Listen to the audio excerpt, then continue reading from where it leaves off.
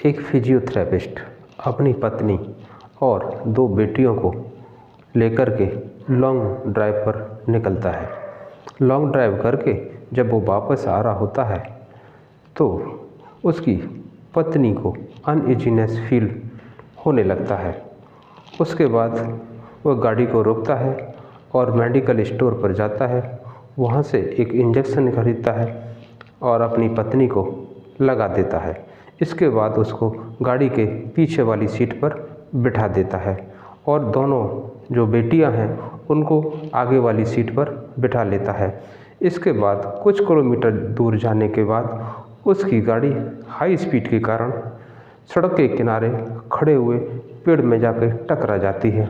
जैसे ही गाड़ी टकराती है तो पास में गांव के लोग आवाज़ सुनकर के दौड़े हुए चले आते हैं। देखते हैं कि उस गाड़ी के अंदर 4 लोग हैं, जिसमें एक जेंट्स है, एक महिला और 2 बच्चे हैं। उसके बाद गांव के लोग उन चारों को बाहर निकालते हैं। बाहर निकालने के बाद दूसरी गाड़ी से उसको हॉस्पिटल पहुंचा देते हैं। वहां पहुंचाने के बाद डॉक्टर प्रवीण नाम का जो फिजियोथेरेपिस्ट है उसके हल्की सी खरोंच आई होती है, लेकिन एक महिला और 2 बच्चियां उनकी मृत्यु हो जाती है। इसके बाद साथियों देखना यह है कि इस कहानी में कि क्या ये जो मृत्यु हुई है 3 व्यक्तियों की, क्या वो कोई साजिश है या एक्सीडेंट में ही हुई है। तो इस कहानी का सच जानने के लिए जुड़े रहिए हमारे साथ अंत तक। सत श्री अकाल, आदाब, नमस्कार। मैं संजय वर्मा वारदा 365 में आपका स्वागत करता हूं। साथियों ये कहानी है तेलंगाना के ज़िला खम्मम में एक गांव पड़ता है जिसका नाम है बाबाजी थंडा।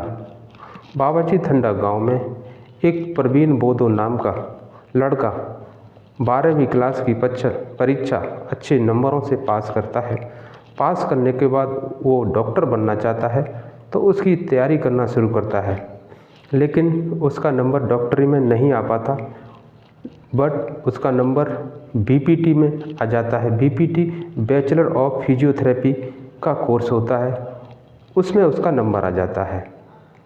इसके बाद प्रवीण बोदो उसके लिए हैदराबाद में एक कॉलेज में एडमिशन ले लेता है। एडमिशन लेने के बाद कुछ समय के बाद वो कोर्स पूरा हो जाता है और हैदराबाद में ही एक प्राइवेट हॉस्पिटल है जर्मन 10, उसमें वो जॉब करना शुरू कर देता है। अब गांव के लोग हैं, जैसे ही बच्चा कमाने लगता है तो शादी के बारे में सोचना स्वाभाविक बात है। तो उसकी शादी के लिए एक उसी के ज़िले खम्मम में एक लड़की देखी जाती है जिसका नाम होता है कुमारी। कुमारी बहुत ही अच्छे परिवार की, बहुत ही सुशील और सज्जन पढ़ी लिखी लड़की होती है। दोनों एक दूसरे को पहली बार में ही पसंद कर लेते हैं। प्रवीण और कुमारी की शादी 2019 में धूमधाम से कर दी जाती है। इसके बाद उसकी पत्नी कुमारी अपने पति प्रवीण बोदो के साथ रहना शुरू कर देती है। जहां वह नौकरी करता था वह हैदराबाद में वहीं पर कमरा लेकर के रहना शुरू कर देता है। साथियों 2020 में उसके घर में एक बेटी का जन्म होता है जिसका नाम कृषिका रखा जाता है। दूसरी बेटी 2022 में पैदा होती है, उसका नाम तनिष्का रखा जाता है। दोनों की ज़िंदगी काफ़ी अच्छी चल रही थी, कोई परेशानी नहीं थी। वो अपना जो फिजियोथेरेपिस्ट प्रवीण बोदो ड्यूटी करके टाइम से अपने घर आ जाया करता था और उसकी पत्नी अपनी दोनों बेटियों में बिजी रहती थी। उसी समय एक महिला नर्स प्रवीण बोदो के हॉस्पिटल जर्मन 10 में आती है और उसकी ड्यूटी प्रवीण बोदो के साथ ही लगा दी जाती है। रहने वाली केरल की थी, 22 साल उम्र थी, देखने में काफ़ी सुंदर होती है और उसके साथ साथ दोनों में बातचीत होती है और बातचीत होते होते दोनों में दोस्ती हो जाती है। साथ ही दोस्ती कब प्यार में बदल गई पता ही नहीं लगता। अब धीरे धीरे काफ़ी समय हो जाता है, उसकी पत्नी कुमारी को ये बात पता लगती है। अक्सर प्रवीण नाइट में अपनी पत्नी को ये कहकर चला जाता था कि आज मेरी नाइट ड्यूटी है, लेकिन वो नाइट ड्यूटी में न जा कर के अपनी प्रेमिका सोनी फ्रांसिस के यहाँ रुकता था, जो नर्स थी। अब ये बात जैसे ही कुमारी को पता लगती है तो प्रवीण बोधो को समझाती है और काफ़ी कुछ कहती है कि ये सब मत करिए, हमारे सामने 2 बेटियां हैं, हमने इनकी पढ़ाई लिखाई के बारे में सोचना है, ये सब अच्छा नहीं है। बावजूद उसके प्रवीण पूरी तरह से उसके प्यार में फंस चुका था, उसको ये बातें कुछ भी समझ नहीं आ रही थी। इसके बाद कुमारी अपने पिता और अपने ससुर को फ़ोन करके सारी कहानी बता देती है कि इस तरह से एक नर्स के साथ प्रवीण बोधो का अफेयर है। उधर उसके पिताजी और कुमारी के पिताजी दोनों के बीच में पंचायत होती है। पंचायत में प्रवीण के पिताजी कहते हैं कि अगर प्रवीण का ऐसा कुछ मामला है तो मैं प्रवीण को अपने घर बुला लूँगा और नौकरी की कोई ज़रूरत नहीं है। यह सब बात प्रवीण को पता लग जाती है। उसके बाद 17 मई को प्रवीण अपनी दोनों बेटियों और अपनी पत्नी को लेकर के अपने गांव बाबाजी ठंडा आता है। इसके बाद उसके पिताजी वहां पर होते हैं तो उसको डांट रहे होते हैं, तो वो कहता है कि मैं अब उस हॉस्पिटल में जॉब नहीं करूंगा, उसको छोड़ देता हूं, किसी दूसरे हॉस्पिटल में जॉब करूंगा, अभी 15 दिन की छुट्टी लेकर के मैं आया हूं। ये उसके पिताजी की समझ में आ जाता है। उधर सोनी फ्रांसिस से उसकी बराबर बातें होती रहती हैं। सोनी फ्रांसिस उसको शादी के लिए दबाव बनाती जा रही थी। प्रवीण काफ़ी समस्या में फंसा हुआ था, आखिर किया क्या जाए। अब सोनी कहती है कैसे भी करो, मैंने आपके साथ शादी करनी है। कैसे कर सकता था, उसके पास एक पत्नी और 2 बच्ची थीं। उसी बीच वो कहता है कि मेरे पास तो एक ही चारा बाकी बचा है कि इन तीनों को मार देता हूँ, तभी तुमसे मेरी शादी हो पाएगी। इसके बाद सोनी फ्रांसिस कहती है तो फिर देरी किस बात की, आप कर क्यों नहीं देते।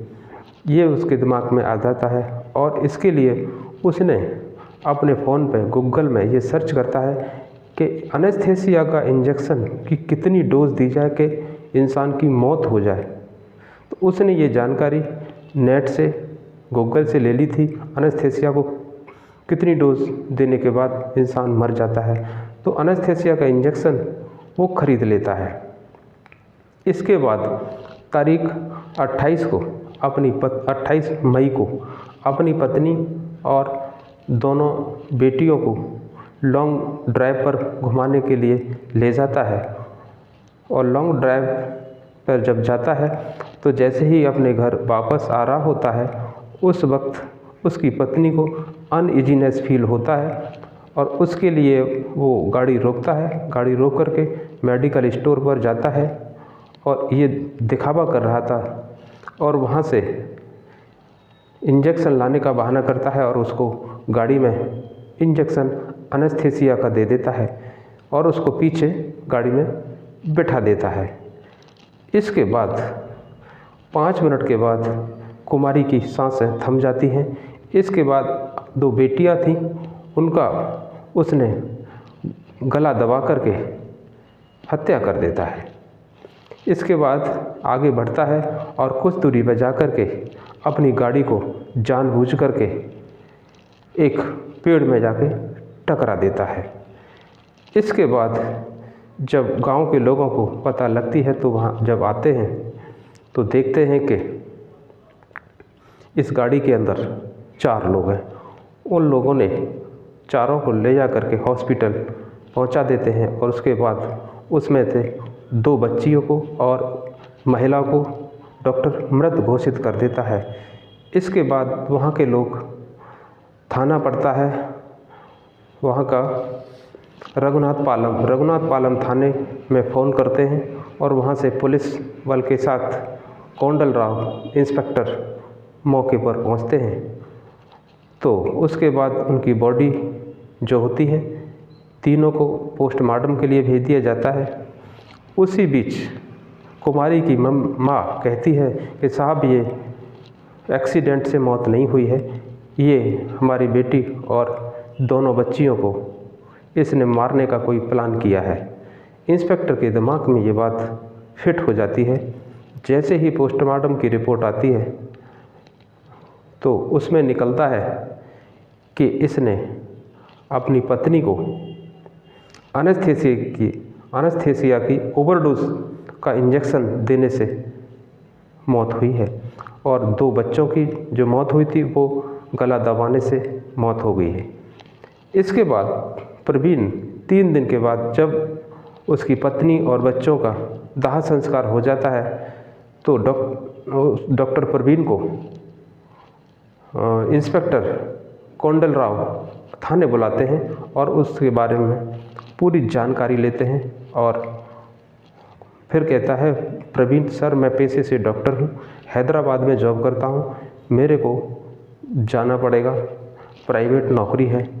लेकिन कोंडल राव समझ रहे थे कि अभी 3 दिन हुए हैं, पत्नी और बेटी की हत्या लगता है इसी ने की है। उधर इंस्पेक्टर कोंडल राव उसको जाने के लिए कह देते हैं। इसके बाद सारी तहकीकात की जाती है। गाड़ी से जो सिरिंज होती है उसको फॉरेंसिक लैब भेजा जाता है। वहाँ से भी सिद्ध हो जाता है कि इसमें एनेस्थीसिया का इंजेक्शन यूज़ किया गया है। कुछ समय के बाद इसी तरह से सारी जांच पूरी हो जाती है।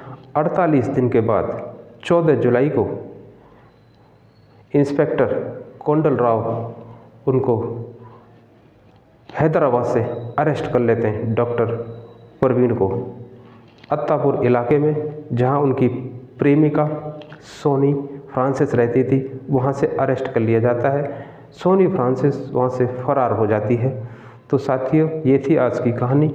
एक फिजियोथेरेपिस्ट ने अपने ही परिवार को एक नर्स के चक्कर में फंस करके बर्बाद कर लिया।